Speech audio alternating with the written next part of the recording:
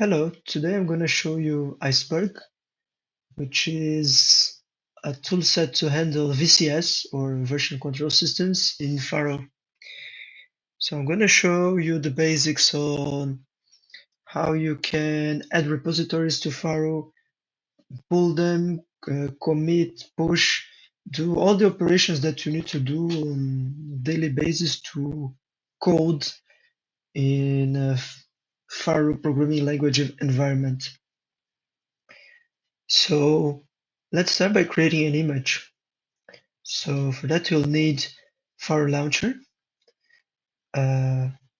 If you're already familiar with the Pharo environment, it might appear too basic, but for those who are doing it first time, click New. Then on the official distributions, since I work with Moose, I will recommend you to use Moose 11 development for this tutorial, but you can use one of the Pharo 11 options as well. I'm gonna call it Iceberg tutorial Iceberg. Good. Now the image will be created. It will take a while.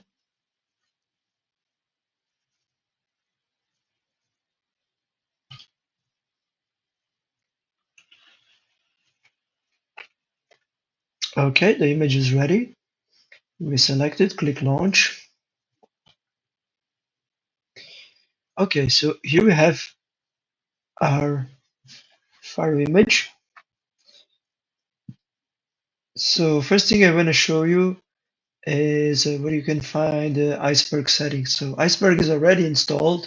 It's a package that comes with any Pharo image. And to see the settings, you go to Pharo settings. So first I'm going to show you the hard way. You go to Tools, Software Configuration Management, Iceberg. Here I have Iceberg options, but the one that I'm going to show to you in more detail is credentials. So how you configure your credentials for GitHub, for example, so you can access your GitHub repository. But if you don't want to open all these menus and submenus, what you can also do is go up here and search and type SSH key, and that should give you the SSH keys options. So what you're going to do here is, if you already have an SSH key, you can add the pair, so the public and private, and the password. But for those who may not have one, or may not even know what this is, for those who don't know, I'm going to show you how you can generate a pair. And I'm going to show you with these instructions. So basically all you have to do, both on Windows and Linux, is run this line on a terminal. So SSH key gen T ED 25519. So this is the type of key. You will find in other tutorials people recommend you an RSA key, but these are mostly old tutorials. Like this, non-RSA keys are the most recommended now. And then -C, and then you pass your email address, which in the context of GitHub, it would be the same email as you have on your GitHub account. So let's do this. I'm going to my users folder, C users, my name, .ssh. Here you can notice that my computer is not in English, it's in Portuguese, but I think you guys get the idea.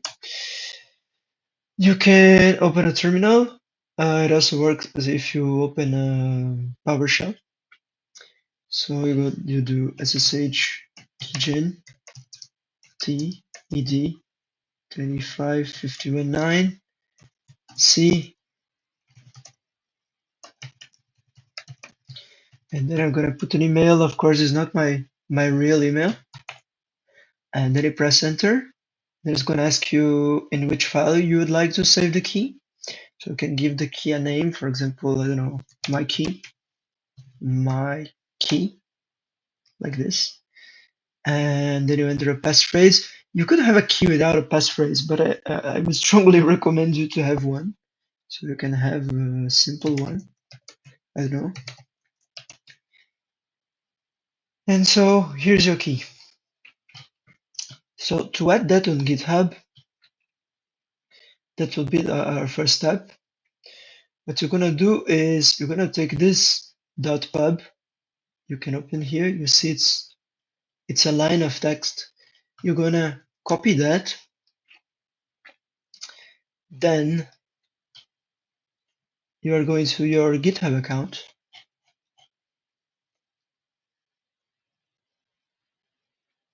Then you're going to settings. I'm not gonna click because I don't want to show you my email and keys and other personal information that might appear. But I'm gonna show you the instructions. So I'm gonna show you what you have to do inside settings.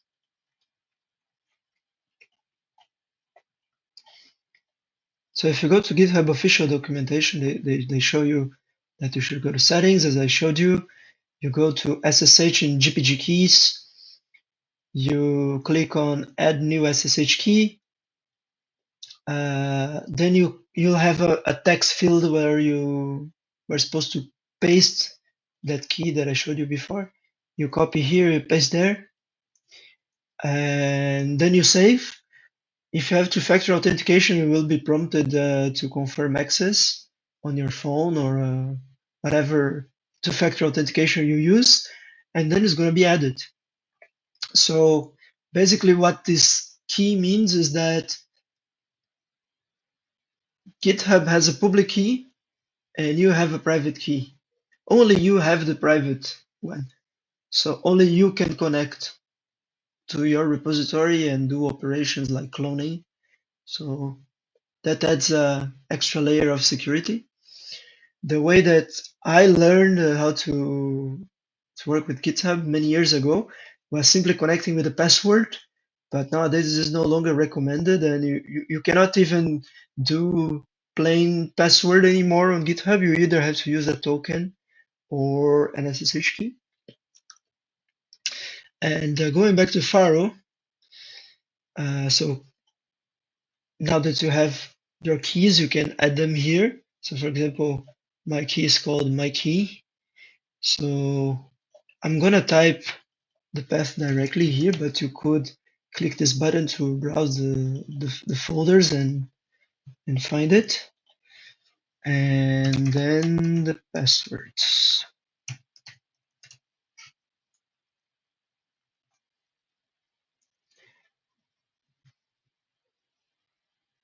Then after you do that, you can click on store settings. It's gonna be stored.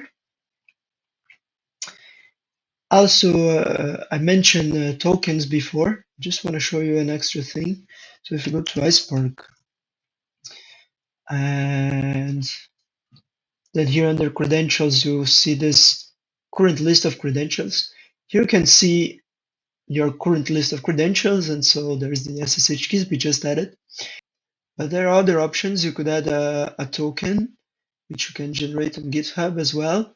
You can still use plain text if you're not connecting to GitHub, but maybe to a private Git repository that you have on your organization, for example. So yeah, I just wanted to show you that there are other options besides SSH, but most Pharo developers that I know, they use SSH keys. So let's go with that.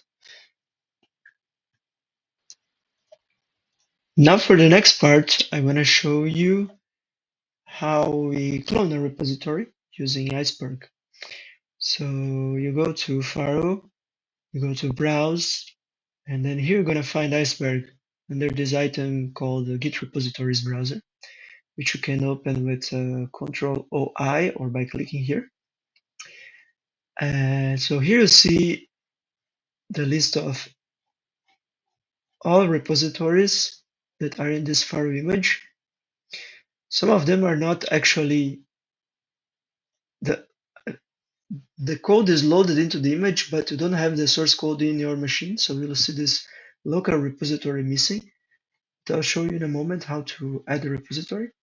Just wanted to call your attention for these two tabs. So you see that most of the packages will be here in projects, but also you have some stuff here under system. These are more like core packages that are installed in any Pharo image. So here you have Pharo, you have Iceberg itself, you have Huasal, that is a library for graphics. I also have Spec for UI, and you have some other things which I don't know what all of them are. These are core packages, and these are more general packages that build on top of the system ones. And so to start, I'm going to show you how to clone a project. So I'm going to show you Bole, which is a package I created for software architecture recovery on Moose. And to clone it, you go up here on code, you select SSH, you copy the URL, you go back to Pharo, you click add.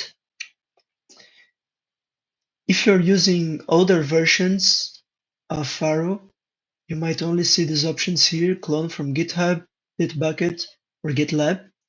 But in the newest versions, they introduced this option that I really like, which is clone remote repository, where you simply paste the path, the URL, either SSH or HTTPS. You click OK, and it's going to clone. So you see it says here branch main, status not loaded. This means that even though this is cloned, the dependencies were not yet installed, because every repository works like a package, and packages, if you're familiar, for example, with JavaScript, you know that, or with Python, languages usually use some kind of a package manager, like Python uses pip,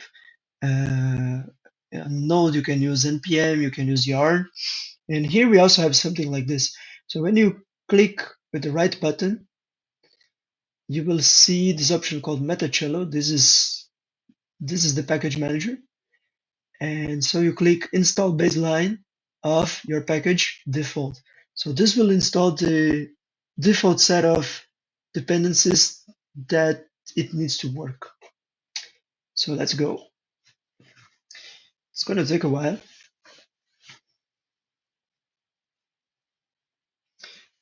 And so you see that every time that a repository is added and it was properly fetched and pulled, it will show status up to date. Means that it's in the newest possible version under that branch. So everything is installed now.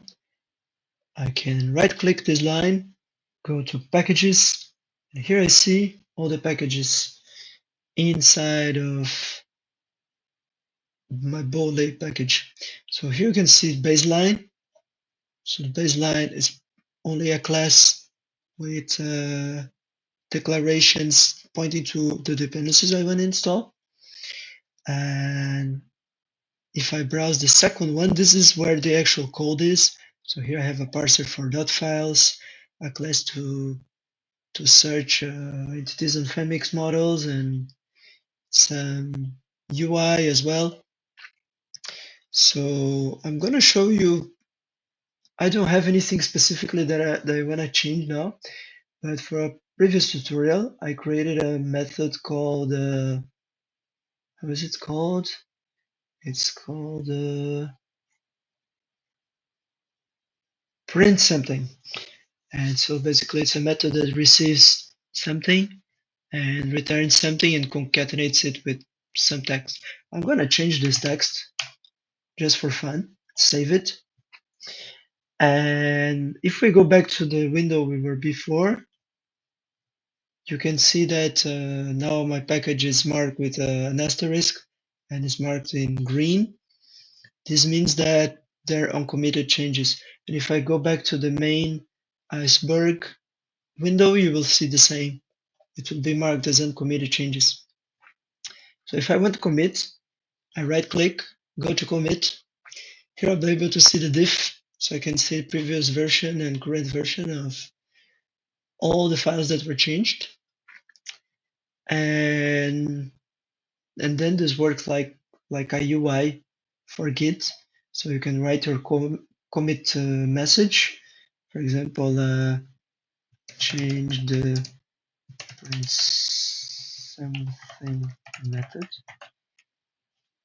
Not a very meaningful change. It was just an example. Then you click commit.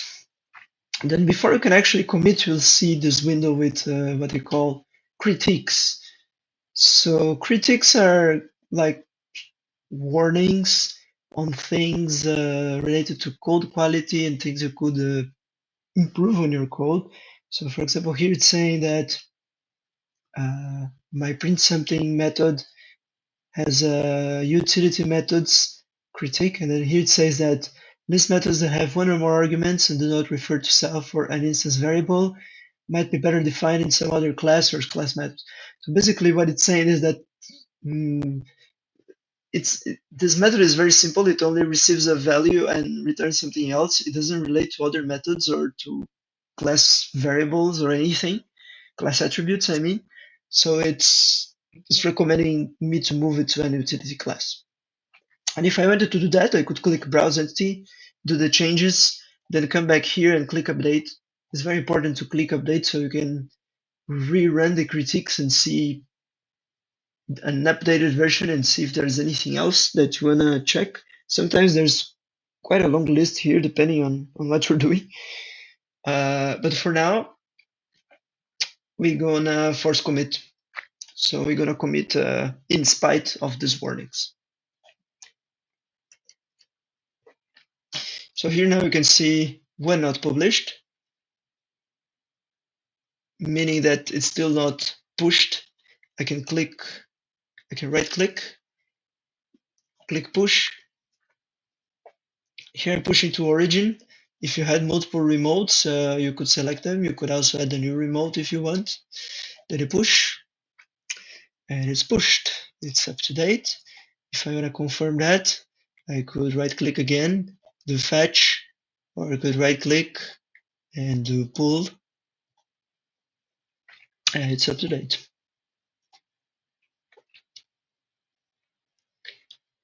So I think that's the basics for like the processes you will do day by day, cloning and modifying and committing repositories. You can also check out branch. So if you already have branches that were checked out locally, you can change between them. You can also check out from a branch that is only on origin. But once you check out, it will appear on local. Then you won't be able to use its origin version anymore.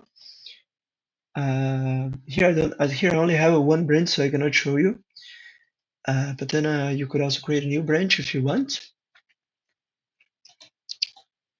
You can also use the tag system. You can merge branches. You can open repository and see the commit history. So you see that Iceberg provides you this very nice interface to work with Git without leaving your Pharo environment. And well, you can also open in the file browser. No matter your operational system, it's gonna open in the standard Explorer. And now for the final part, I'm gonna show you how to repair repositories.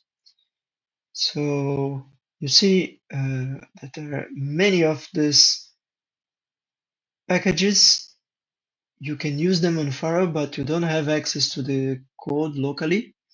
They are not linked to a repository, but you can do that. So I'm going to show an example with Neo.json.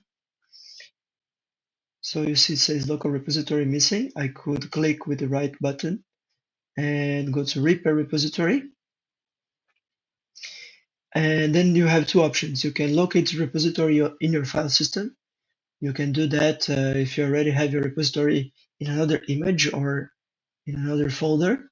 It's not my case, so we're going to clone again in a new location. So I could clone from GitHub, Bitbucket, or GitLab.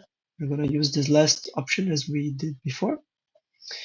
I'm going to go to NeoJSON. Then, just like I showed you before, you go to code, SSH, copy, come here, click, paste, OK. So it says up to date. Now I could, just to make sure everything is working, I could go to packages. I can see that all the packages are here. I could browse. So I can see all the code, everything is here. So this is something I really like about Pharo. You have all this, we could say this big catalog of packages that are developed by different people, and they have been developed over the years, and many of them are still active. And you can simply link with the GitHub repository, and immediately you can see all the code, you can see all classes, all methods, you can read the documentation. Most of the time there's still there's at least some basic explanations. I could change it, I could test it right away. If it's my repository or if it's a repository where I'm collaborating, I could very quickly do my changes, commit, push. So it's very easy to do all these things with Pharo. And the idea of this tutorial was showing you how to do that. And I'm pretty sure that in some of the Pharo mocks or in Pharo by example, some of these things are already explained. So if you want to find more explanations and go deeply into the Pharo language, you can go to pharo.org and check out. But I'm not sure if they have like a comprehensive tutorial like this. So this was the intention of this video. And if you have any further questions, please let me know in the comments. And that's it. Thank you very much. See you next time.